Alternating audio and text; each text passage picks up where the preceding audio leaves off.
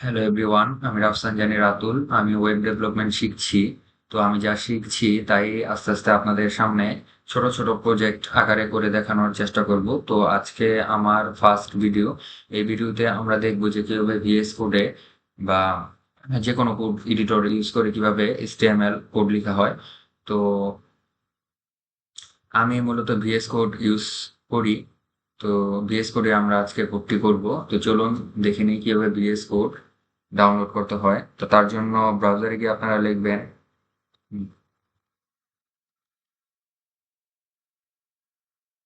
VS code download, দেন first time লিঙ্কে আপনারা ঢুকলে এখানে উইন্ডোজের জন্য ম্যাকের জন্য আপনারা এই সফটওয়্যারটি পেয়ে যাবেন এবং এটাকে আপনারা ডাউনলোড করবেন। ডাউনলোড করে আপনারা সিম্পলি ইনস্টল করে নেবেন। আমার যেহেতু ইনস্টল করা আছে তাই আমি আর করছি না। দেন এখানে গিয়ে আপনারা প্রথমে ফাইলে যাবেন, ফাইলে গিয়ে ওপেন ফোল্ডার, এখানে গিয়ে নতুন একটি ফোল্ডার ক্রিয়েট করবেন, কন্ট্রোল শিফট এন, ফোল্ডারটাকে সিলেক্ট করে ওপেন করবেন। ওপেন করার পর এখানে ভিএস করে আপনাদের কিছু কাজ করতে হবে, যেমন এক্সটেনশনের ভিতর গিয়ে আপনাদের লাইভ সার্ভার লিখে আপনারা সার্চ করবেন। তো লাইভ সার্ভার, আমি লাইভ প্রিভিউ এটাকে ইনস্টল করেছি, তো আমি পুনরায় আর করছি না। আপনারা এটা ইনস্টল করবেন, তারপর আপনারা চলে যাবেন সেটিংসে, এখানে গিয়ে কিছু সেটিংস ঠিকঠাক করতে হবে। যেমন এখানে ফন্ট সাইজ আমি 18 রেখেছি, তো আপনারা চাইলে ছোট বড় বেশি কম করতে পারেন। দেন অটো সেভ যে অপশনটা আছে এটাকে আপনারা অন করবেন এবং আফটার দিলে দিয়ে রাখবেন। এটা দিলে কি হবে যে যখন আপনারা কোড করবেন তখন কিছুক্ষণ পর পর অটো কোড সেভ হয়ে যাবে আর কি। আর যদি এটা অফ থাকে তাহলে কন্ট্রোল এস দিয়ে দিয়ে কোড সেভ করতে হবে। দেন ওয়ার্ড ওয়ার এটাকে অন করে রাখবেন। এটা অন করলে সুবিধাটা কি, যে যখন আমরা কোড করি অনেক লাইনের কোড হয়ে গেলে এটা এক লাইনে অনেকগুলো লেখা হয়ে যায়। তো এটা অন করলে এক পেজের মধ্যে ভেঙে ভেঙে লেখাগুলো আসবে আর কি। তারপরে প্লাস আইকনে নিউ ফাইল এটাই ক্লিক করে আপনারা ফাইল বানাবেন। আমি ইন্ডেক্স ডট এসটিএমএল দিলাম। তো আপনারা যে কোনো নাম দিতে পারেন, বাট ইন্ডেক্স ডট এসটিএমএল টাই দিবেন। ডট এসটিএমএল এটা শিওর রাখবেন, এক্সটেনশন হিসেবে ডট এসটিএমএল এটা ইউজ করতে হবে।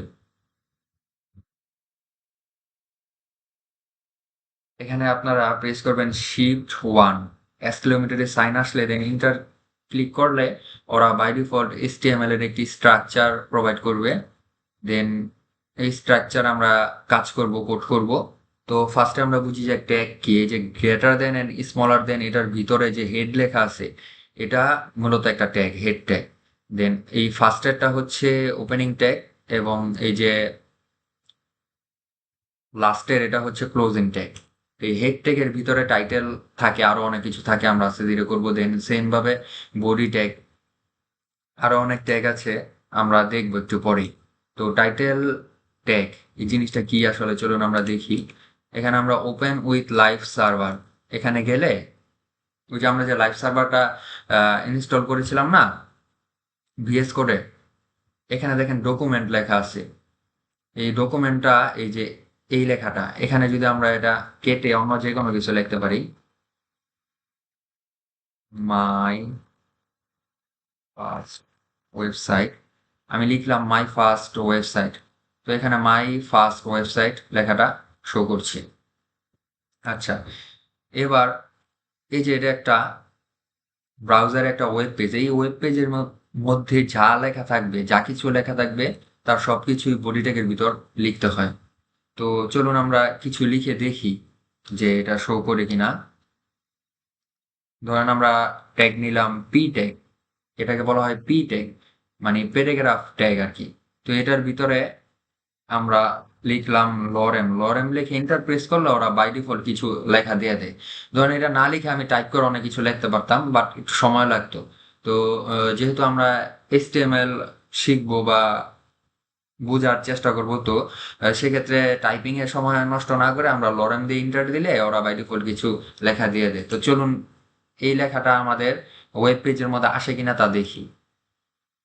এই যে চলে আসছে, দেখছেন? দেন আমি চাইলে আরো লেখা অ্যাড করতে পারি।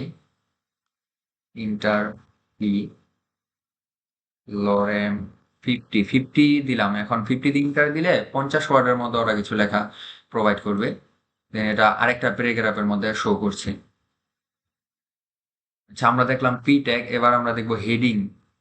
H1 থেকে H6 পর্যন্ত 6টি হেডিং এর ট্যাগ আছে, সেটা আমরা দেখব।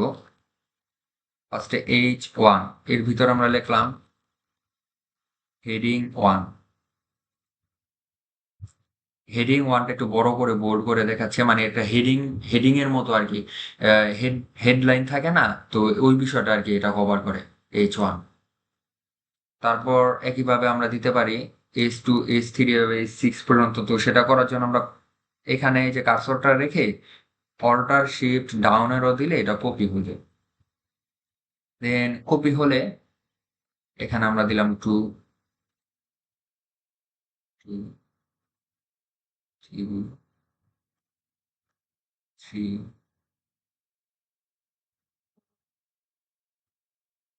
4 5 5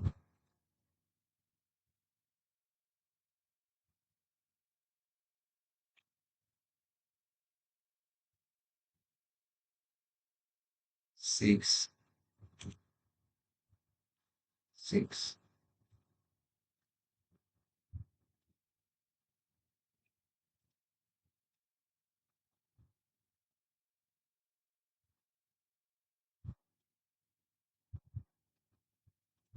আচ্ছা, আমরা 6টা হেডিং নিয়েছি। তো এখন আমরা যদি ব্রাউজারে যাই তাহলে আমরা দেখতে পারবো যে এই যে এটা কিন্তু H1, এটা বড়।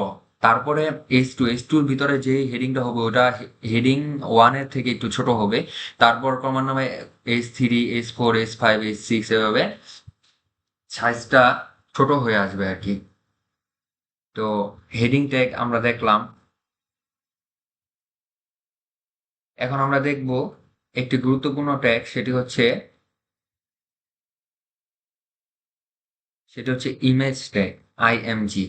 এখন আইএমজি লিখে ইন্টার দিলে ওরা ইমেজ ট্যাগটা আর কি বাই ডিফল্ট দিয়ে দেয়। তো এই যে ইমেজ ট্যাগের ভিতরে SRC ALT নামে যে জিনিসটা আছে, এগুলো হচ্ছে অ্যাট্রিবিউট, এগুলোকে বলা হয় অ্যাট্রিবিউট। এখন ইমেজ ট্যাগ ইউজ করে কোনো ছবি ওয়েব পেজের মধ্যে শো করানোর জন্য এই SRC মানে সোর্স যে অ্যাট্রিবিউট, এই অ্যাট্রিবিউটটা ইউজ করতে হয়। তো এটা ইউজ করার জন্য এই যে আমরা যে ফোল্ডার করেছিলাম না, যে নিউ ফোল্ডার 5, তো এটার ভিতরে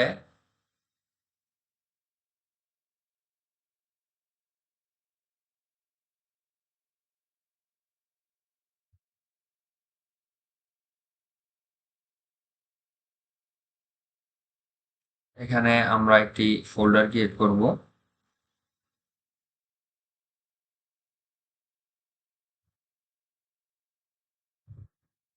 এখানে একটি ছবি রাখলাম। এবার এই এসআরসির এখানে স্ল্যাশ দিব অথবা ডট স্ল্যাশ, দুটি কাজ করে। স্ল্যাশ দিয়ে নিউ ফোল্ডার দিলাম। নিউ ফোল্ডার দিয়ে ওই যে ছবিটা, ওটা ক্লিক করে দিতে হবে। ক্লিক করলে কি হয়েছে মূলত আমরা দেখবো একটু পর। এখানে অল্টার, এখানে আমরা লিখলাম যে এ পিকচার অফ নেচার। আচ্ছা, এবার আমরা এটাকে দেখার চেষ্টা করব। তো আমরা ব্রাউজারে গেলে ছবিটা আসছে কিন্তু অনেক বড় হয়ে গেছে। তা ছবিটা ঠিকঠাক মতো দেখার জন্য আমরা কি করতে পারি, যে এখানে আমরা উইথ হাইট নির্ধারণ করে দিতে পারি। উইথ দিলাম 300 পিক্সেল, হাইট দিলাম 300 পিক্সেল। এবার দেখি কি হয়। এবার ব্রাউজারে গেলে কিন্তু ছবিটি মানে মোটামুটি ঠিকঠাক একটা সাইজের মধ্যে চলে এসেছি। তো এভাবে ইমেজ ট্যাগ ব্যবহার করে আমরা একটি ছবিকে ব্রাউজারে বা ওয়েব পেজে আমরা নিয়ে আসতে পারি। এখন আমরা দেখব আই ট্যাগ। এই আই ট্যাগের কাজটা কি? এই আই ট্যাগের ভিতরে কোনো কিছু যদি লেখা থাকে, যেমন লরেম 10 মানে 10 ওয়ার্ডের মধ্যে ওরা একটা লেখা প্রোভাইড করবে। এই লেখাটা যদি আই ট্যাগের ভিতর থাকে এই লেখাটা ইটালিক হয়ে যাবে। কিরকম ইটালিক হয়ে যাবে? আহ আচ্ছা, ছবির পাশাপাশি চলে আসছে, তো আমরা আপাতত এটাকে ছবির নিচে আনার জন্য এখানে একটি BR line break tag use করতে পারি। এই বিআর এই ট্যাগটাকে বলা হয় লাইন ব্রেক, মানে এই ছবির নিচের লাইনে চলে যাওয়া, এটা ইন্ডিকেট করে আর কি। তো দেখেন এই লেখাটা ছবির নিচে চলে এসেছে। এবং এই লেখাটা কিন্তু এই যে ফার্স্টে যে প্যারাগ্রাফের লেখাটা, এটা কিন্তু মানে জেনারেল যে টেক্সটের ধরন ওই ওই ধরনের এটা লেখা, বাট এটা কিন্তু ইটালিক হয়ে গেছে, একটু বাঁকা বাঁকা আর কি লেখাটা। তো এই যে আই ট্যাগ ব্যবহার করে লেখাকে ইটালিক করা হয়। তারপর আমরা যে ট্যাগটি দেখব সেটা হচ্ছে B tag, sorry, B B আর লিখে ফেলেছি, বি ট্যাগ। এখন এই বি ট্যাগের ভিতর কোনো কিছু লেখলে ওটা বোল্ড হয়ে যাবে। কিরকম বোল্ড? লরেম 10। দেন এই লেখাটা দেখেন আপনারা, এই যে বোল্ড হয়ে গেছে, ঠিক আছে? এটা থেকে এটা কিন্তু মানে এই লেখাটা একটু গাঢ় হয়ে গেছে, বোল্ড হয়ে গেছে। তো এই বোল্ডের ব্যাপারটা পরে হচ্ছে বি ট্যাগ। এখানে আমরা লাইন ব্রেক ইউজ করি আপাতত, তাহলে এই লেখাটা পরে চলে আসবে। যে লেখাটা পরে চলে এসেছে। এখন আরেকটি ট্যাগ আছে, স্ট্রং ট্যাগ। এই স্ট্রং ট্যাগের ভিতরে কিছু লেখলে কি হয় আমরা দেখব। সেভাবে বুঝে যাবে না, এখানে একটি লাইন ব্রেক দিতে হবে। আচ্ছা, স্ট্রং ট্যাগ দিয়েও বোল্ড করা হয়, এই যে দেখেন পরে নিচের লাইনটিও কিন্তু বোল্ড হয়ে গেছে। তো বি ট্যাগ দিয়েও বোল্ড করা যায়, স্ট্রং ট্যাগ দিয়েও টেক্সটটাকে মানে স্ট্রং করা যায়, মানে বোল্ড করা যায় আর কি। তো বোল্ডের ক্ষেত্রে এগুলা কাজে লাগে। তারপর আর একটা ট্যাগ আছে মার্ক। এখন মার্ক ট্যাগটা কি? লরেম 20। এখন মার্ক ট্যাগের ভিতরে যদি আমি কোনো লেখা লিখি তাহলে ওটা বাই ডিফল্ট HTML মার্ক করে দেয়। কিরকম মার্ক করে দেয় চলুন দেখি। দেখছেন এই লেখাটা যে হলুদ কালার মার্কিং হয়ে গেছে। তো এটাকে আমরা লাইন ব্রেক দিয়ে দিব লেখাটা নিচে আনার জন্য আর কি। এই যে এরকম মার্ক হয়ে গেছে। আচ্ছা, এবার যে আমরা তিনটা ট্যাগ ইউজ করেছি না, যে ইটালিক, তারপরে বোল্ড করার জন্য, মার্ক করার জন্য, এই ট্যাগগুলোকে চাইলে আমরা এই যে ফার্স্টে যে প্যারাগ্রাফ লিখছি না, প্যারাগ্রাফের ভিতরেও আমরা চাইলে করতে পারি। যেমন এই যে ফার্স্টের যেই, আচ্ছা এই ওয়ার্ডটাকে আমরা সিলেক্ট করে কন্ট্রোল এক্স দিলাম। এক্স দিয়ে যদি আমরা এখানে লিখি যে বি ট্যাগ ইউজ করি এবং বি ট্যাগের ভিতর যদি পেস্ট করি, তাহলে এই যে এই ওয়ার্ডটা শুধু বোল্ড হবে প্যারাগ্রাফের ভিতর। কিরকম হয় আমরা দেখি। এই যে প্যারাগ্রাফের ভিতর এই যে এই ওয়ার্ডটা কিন্তু বোল্ড হয়ে গেছে। আচ্ছা, তারপর আমরা চাই এই যে ফার্স্টের লাইনটা, এই প্যারাগ্রাফেরই ফার্স্টের যে লাইনটা আছে এই লাইনটা মার্ক হবে। তো এটাকে মার্ক করতে গেলে কি করতে হবে? এটাকে সিলেক্ট করে কন্ট্রোল এক্স চেপে মার্ক ট্যাগ ইউজ করতে হবে। এটার মার্ক ট্যাগের ভিতরে ওই লেখাটাকে পেস্ট করে দিতে হবে। দেন কন্ট্রোল ভি দিয়ে পেস্ট করলাম। এবার আমরা দেখবো যে প্রথম লাইন মার্ক হয়ে গেছে। তো আমরা ব্রাউজারে চলে যাই। এই যে এটা প্রথম লাইনটা ছিল, প্রথম লাইনটা মার্ক হয়ে গেছে। এখন এই মার্ক ট্যাগের ভিতরে কিন্তু বোল্ড ট্যাগটা দেওয়া আছে আর কি, এই ওয়ার্ডটা বোল্ড। সুতরাং এই বোল্ড সহ পুরো লাইনটাই মার্ক হবে। এই যে বোল্ড বোল্ড যে আমরা করছি এটা সহ পুরো লাইনটাই মার্ক হয়ে গেছে। আচ্ছা,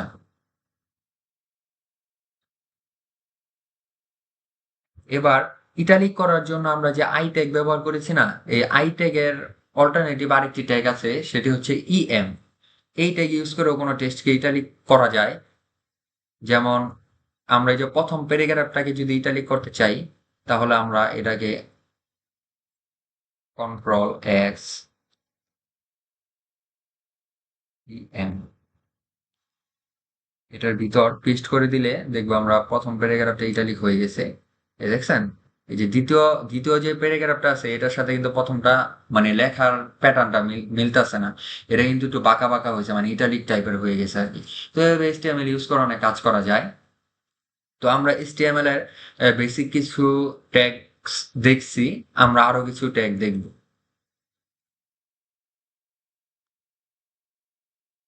এখন আমরা যে ট্যাগ দেখব সেটা অত্যন্ত গুরুত্বপূর্ণ একটি ট্যাগ। সেটা হচ্ছে এ ট্যাগ। এ এ মানে অ্যাঙ্কর ট্যাগ। এখন অ্যাঙ্কর ট্যাগ ইউজ করে অনেক কাজ করা যায়। তো আমরা কিছু কাজ করি। এই অ্যাঙ্কর ট্যাগ, এই যে ইমেজ ট্যাগ যে আমরা ইউজ করছি না, ইমেজ ট্যাগের ভিতরে যে আমরা সোর্স দিছি, একটা অ্যাট্রিবিউট ইউজ করছি, ঠিক সেম ভাবে অ্যাঙ্কর ট্যাগের ভিতরে অ্যাট্রিবিউট ইউজ করতে হবে। এবং এখানে যে অ্যাট্রিবিউটটা ইউজ হবে সেটার নাম হচ্ছে এইচ র্যাপ। এইচ র্যাপ দিয়ে ইন্টারে ক্লিক করলে দেন এইচ র্যাপের ভিতরে আমরা কি করব, আমরা গুগলে গেলাম, জায়গায় লিখলাম গুগল।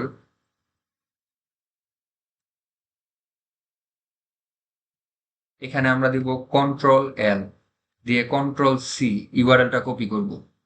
ইউআরএলটা কপি করে এই যে এইচ র্যাফ এটার ভিতরে কন্ট্রোল ভি দিয়ে ওই ইউআরএলটা, যে ইউআরএলটা আমরা ব্রাউজারে গিয়ে কপি করলাম মাত্র, এই ইউআরএলটাকে এখানে বসিয়ে দিব। এখন বসিয়ে দিয়ে এই যে এখানে আমরা লিখবো যে ক্লিক মি। আচ্ছা, এবার কি হলো চলুন আমরা একটু ব্রাউজারে গিয়ে দেখে আসি। আচ্ছা, এখানে আমরা লাইন ব্রেক ইউজ করি।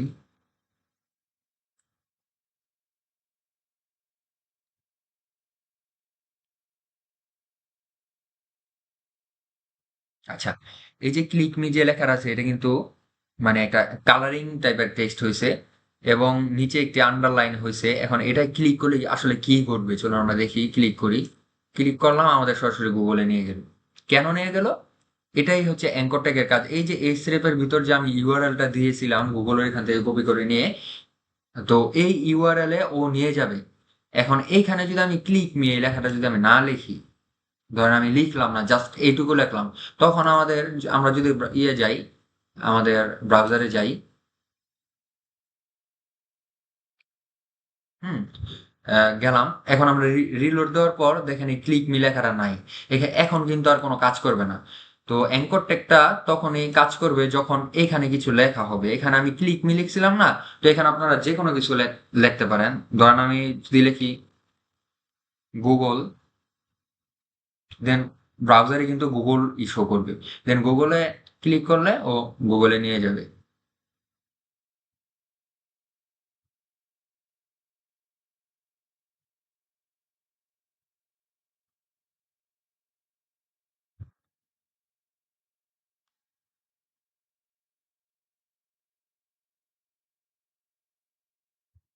আচ্ছা, দেখেন আমরা হোয়াটসঅ্যাপ, এটা কন্ট্রোল এল, কন্ট্রোল সি, দেন ভিএস কোডে যাই, গিয়ে আমরা লাইন ব্রেক ইউজ করলাম 2 বার, দেন ইন্টার দিলাম, দেন অ্যাঙ্কর ট্যাগ আরেকটি নিলাম। নেওয়ার পর ওই যে হোয়াটসঅ্যাপের যে ইউআরএলটা কপি করছি না, ওটা কন্ট্রোল ভি দিয়ে এখানে পেস্ট করে দিলাম, ঠিক আছে। দেন এখানে লিখলাম হোয়াটসঅ্যাপ। এবার দেখি কি হয়। এবার ব্রাউজারে যাই, দেখছেন হোয়াটসঅ্যাপ লেখা এসে পড়েছে। এবং এটা ক্লিক করলে আমাদের ওই যেই হোয়াটসঅ্যাপের যে ইউআরএলটা কপি করছিলাম ওই ইন্টারফেস আমাদের নিয়ে ওই সাইটে আমাদের নিয়ে গেছে। তো এভাবে অ্যাঙ্কর ট্যাগ ইউজ করে অনেক কাজ করা যায়। একটি ওয়েবসাইট তৈরি করতে অ্যাঙ্কর ট্যাগ, ইমেজ ট্যাগ এগুলা মানে অনেক দরকার পড়ে। তারপর আমরা আরো কিছু ট্যাগ দেখব। এখন আমরা ইনপুট ট্যাগ, এই ইনপুটের অনেক কাজ আছে। তো এইগুলো আমরা আস্তে আস্তে দেখার চেষ্টা করব। ইনপুট, এখানে দেখেন আমি ইনপুট লিখলাম, ওরা বাই ডিফল্ট অনেকগুলো ইনপুটের যেই মানে ফিল্ড আছে ওইগুলো ওরা দিয়ে দিছে। তো আমরা এখন এখান থেকে একটু একটা একটা করে দেখার চেষ্টা করব। তো আমরা ফার্স্টে ইনপুট বাটন যদি ক্লিক করি, ইনপুট টাইপ হয়ে গেছে। এখন ইনপুট কিন্তু একটা ট্যাগ, এই টাইপ ভ্যালু এগুলো হচ্ছে অ্যাট্রিবিউট, ঠিক আছে। তো অ্যাট্রিবিউট ট্যাগের মধ্যে থাকে। তো ইনপুট টাইপ হচ্ছে বাটন, আর ভ্যালু দিব মানে বাটনের কি নাম থাকবে, যে বাটনে যে ক্লিক করবো ওই বাটনে একটা নাম দিতে হবে। সেখানে যদি আমরা লিখি যে ক্লিক মি, তাহলে কি হয় একটু দেখি আমরা। Open with live server. দেখেন এখানে ক্লিক মি নামে একটি বাটন মানে আসছে, যদিও এটা কাজ করছে না, বাট বাটন তৈরি হয়েছে। এখানে যদি আমি ভ্যালুটাকে ক্লিক মি না দিয়ে অন্য যে কোনো কিছু দিতে পারি আমরা চাইলে, ডু ইট, দেন এই যে ডু ইটটা কিন্তু বাটন হয়ে গেছে। তো এটাই ইনপুট ফিল্ডের আর কি কাজ। তো আরো ইনপুটের আরো অনেক অপশন আছে। ইনপুট চেকবক্স এটা কি, চলেন। আচ্ছা, এখানে যে নেম আইডি যে অ্যাট্রিবিউট গুলো আছে ওটা পরবর্তীতে আরো যখন অ্যাডভান্স এইচটিএমএল করব বা একটি প্রজেক্ট তৈরি করব তখন এটা কিভাবে কাজে লাগে আহ, সেটা দেখাবো। তো আপাতত আমরা ফিল্ড গুলা দেখার চেষ্টা করি যে ইনপুটে কি কি টাইপের জিনিস আছে আর কি। তো ইনপুট টাইপ চেক বক্স মানে কি, এই যে দেখেন অনেক সময় আমাদের ওয়েবসাইটের মধ্যে বা এই যে টিক চিহ্নর যে ব্যাপারটা আছে, টিক দেওয়া মার্ক করা, এই কাজটা করে থাকে হচ্ছে ইনপুটের চেক বক্স। আচ্ছা, তারপর আমরা দেখব ইনপুট ডেট। এখন এটা কি, এখন এই জায়গার ভিতর আমরা ক্যালেন্ডারের মতো দেখাচ্ছে, এখান থেকে আমরা মান্থ, ডে, ইয়ার এগুলো সিলেক্ট করতে পারবো।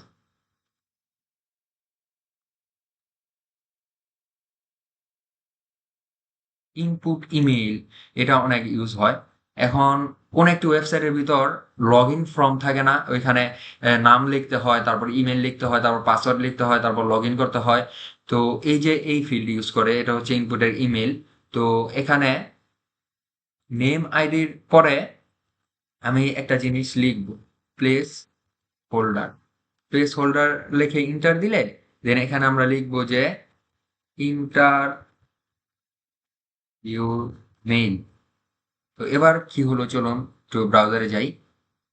দেখেন এই জায়গার ভিতর একটি মানে ইনপুট ফিল্ড আসছে এবং এখানে লেখা ইন্টার ইউর মেল, এবং এই লেখা এখানে যখন আমি মাউস নিয়ে ক্লিক করব, হ্যাঁ, তখন এখানে যখন আমি কিছু লিখবো তখন কিন্তু ইন্টার ইউর মেল এই লেখাটা চলে যাবে। হ্যাঁ, এই লেখাটা আসছে হচ্ছে প্লেস হোল্ডারের কারণে। এখন প্লেস হোল্ডারটা যদি আমি কেটে দিই তাহলে কি হয়, দেখেন কন্ট্রোল এক্স দিয়ে আমি কাটলাম, কেটে আবার ব্রাউজারে গেলাম, দেখেন ইন্টারভিউর মেইল লেখাটা কিন্তু চলে গেছে। ঠিক আছে, কিন্তু কাজ করবে লেখা যাবে, বাট ওই ভিতরে যে লেখাটা ছিল ওটা চলে গেছে। তো ওটাকে আনার জন্য প্লেস হোল্ডার নামক যেই জিনিসটা আছে এটাকে ইউজ করতে হবে। দেন আমরা আবার লিখলাম, এই যে আবার চলে আসতো। তো এখানে মেইল এড করা যাবে সেম একইভাবে। ইনপুট টেক্সট নামে একটা জিনিস আছে, ওটা কি আমরা এখন দেখার চেষ্টা করবো। ইনপুট টেক্সট অনেক সময় ওই যে লগ ইন ফর্মে থাকে না যে ইন্টারভিউ নেম, দেন নাম লিখতে লিখতে বলে, তো এটা আর কি এটা ইউজ করে করা হয়। প্লেস হোল্ডার, এখানে লিখলাম ইন্টার ইউর নেম। এবার আমরা যদি ব্রাউজারে যাই, দেখেন এই চলে এসেছে, এটা inter your mail, inter your name, এখানে আপনার নাম লিখবেন। তো ইনপুট ফিল্ড ইউজ করে এই ধরনের আরো অনেক মজার মজার জিনিস করা যায়। Input password,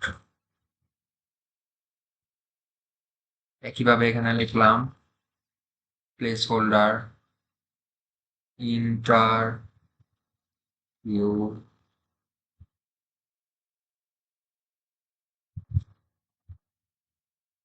password. এখানে পাসওয়ার্ডের অপশন চলে এসেছি এবং পাসওয়ার্ড দেখার একটি অপশন ওরা বাই ডিফল্ট দিয়ে দিয়েছে। তো যাই হোক, দেন ইনপুট ফিল্ডের আরো কিছু কাজ দেখবো। ইনপুট ফাইল, এটা দিলে কি হয়, ইনপুট ফাইল। এখন ওই যে আমরা অনেক সময় ওয়েবসাইটের ভিতরে আমাদের কোনো ছবি বা কোনো ডকুমেন্ট আমরা আপলোড করি না, তো ওই জিনিসটা আর কি এটা ইউজ করে করা হয় যে চুজ ফাইল, এখানে ক্লিক করলে ছবি আপলোড করা যাবে। এই যে এখান থেকে যে কোনো ছবি আর কি আপলোড করার অপশন, এটা দিয়ে আর কি এটা করে। ইনপুট,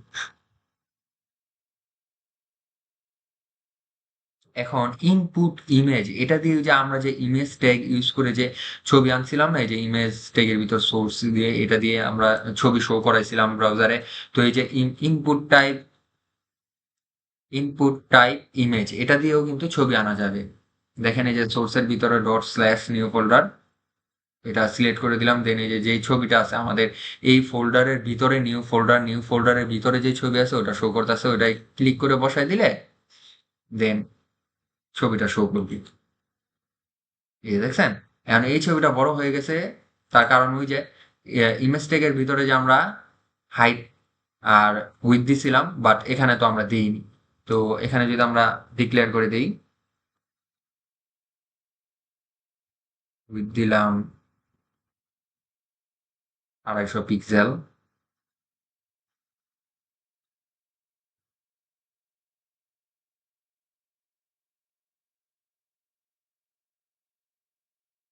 250 পিক্সেল দিলাম।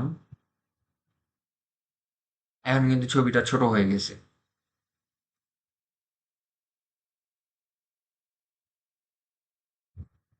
আচ্ছা, আমরা এখানে লাইন ব্রেক ইউজ করি, তাহলে ছবিটা নিচে নিচে চলে গেছে আর কি। আচ্ছা, এএলটি এটার কাজ কি? এএলটি, এখন এই জায়গার মধ্যে আমরা লিখলাম যে এ পিকচার অফ নেচার। এখন এই যে আমি যে এ পিকচার অফ নেচার লিখলাম, কিন্তু এই লেখাটা কিন্তু শো করছে না। ঠিক আছে, আসলে এই লেখাটা কি কারণে লিখলাম, এটা কোথায় গেল, এটা দেখার জন্য আমরা যা করতে পারি, এই যে জেপিজি এটার জিটা যদি আমরা কেটে দিই তাহলে ছবিটা আর শো করবে না। ছবিটা শো করবে না, বাট ওই যে এএলটি ওটার ভিতরে লিখছিলাম না যে এই পিকচার অফ নেচার, ওইটা শো করতেছে। মানে কোনো কারণে যদি ছবিটা শো না করে, তাহলে অল্টারনেটিভ হিসাবে যাতে এই পিকচার অফ নেচার এই লেখাটা মানে দেখে যাতে বোঝা যায় যে এখানে একটি ছবি ছিল, হয়তো কোনো কারণবশত আর কি দেখাচ্ছে না আপাতত। তো এখানে এটি লিখতে হয় আর কি, এই কারণে। তো আমরা জি দিয়ে দিই, এখন ছবিটি শো করবে।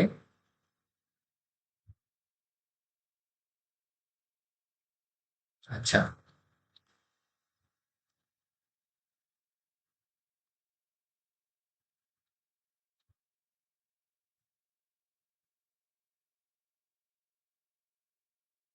আচ্ছা,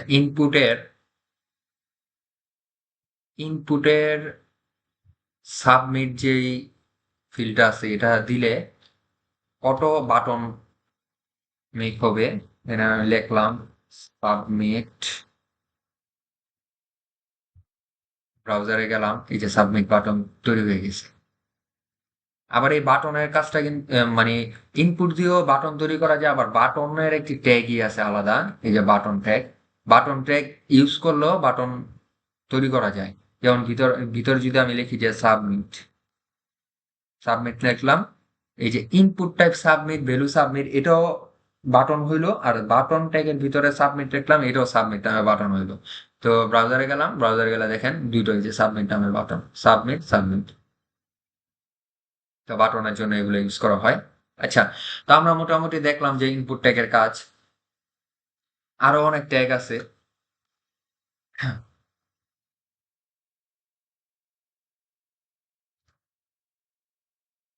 তো আমরা আজকে মোটামুটি অনেকগুলো ট্যাগ সম্পর্কে দেখেছি, এবং এগুলা কিভাবে লাইভ সার্ভারের মাধ্যমে ব্রাউজারে দেখা যায় সেটা সম্পর্কে আমরা জেনেছি।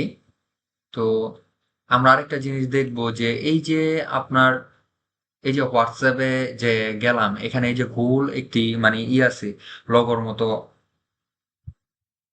একটা যে ছবি আছে, এটাকে আমরা আমাদের যে ওয়েব পেজ আছে ওখানে আনার চেষ্টা করব। ওটাকে আনার জন্য আমাদের যে ফাইল আছে, নিউ ফোল্ডার 5, এখানে আমরা একটি ছবি আনবো।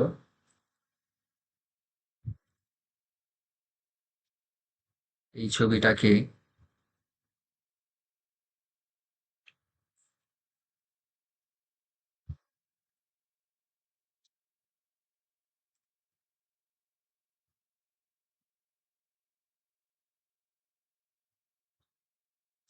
আমরা আমাদের ফোল্ডারের ভিতরে রাখলাম।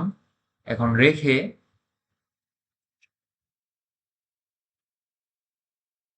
এই যে আমাদের হেড ট্যাগের ভিতর যে টাইটেল ট্যাগ আছে না, এটার নিচে আমরা লিখবো যে লিঙ্ক দিয়ে, লিঙ্ক লিখে যে দেখেন নিচে দেখা যাচ্ছে লিঙ্ক ফ্যাব আইকন, এই ফ্যাব আইকনে ক্লিক করব। ক্লিক করলে এখানে আমরা স্ল্যাশ দিব, স্ল্যাশ দিয়ে নিউ ফোল্ডারে যাব।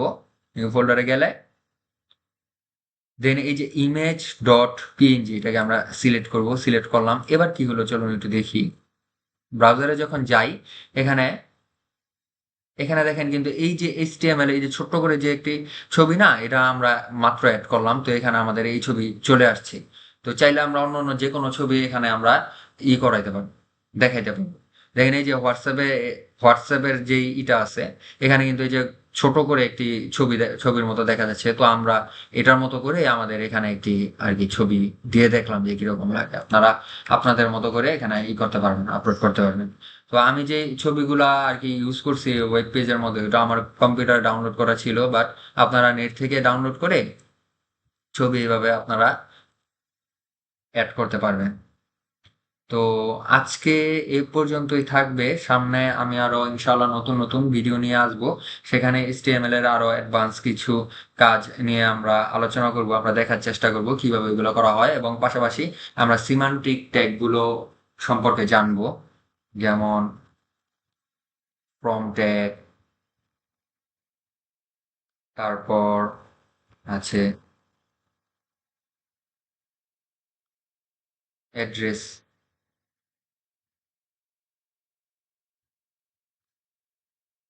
দেন মেইন, এরকম আরো অনেক ট্যাগ আছে।